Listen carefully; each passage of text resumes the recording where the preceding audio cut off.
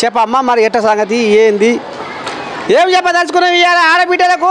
మన red cross society chairman గారు మన భీమరెడ్డి గారు, తర్వాత తాత నరసాయ తాత మన స్కూల్కి వచ్చారు.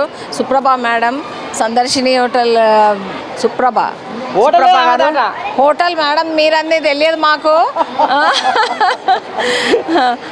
మేడం అయితే ఇంకా అంతే కాదండి, మాకు 10th క్లాస్ పిల్లలకి స్నాక్స్ ఏమైనా మీరు ప్రొవైడ్ చేస్తే బాగుంటుంది. స్పెషల్ క్లాసెస్ అవుతున్నాయి, సో స్పెషల్ క్లాసెస్ జరుగుతాయి 5 o'clock వరకు.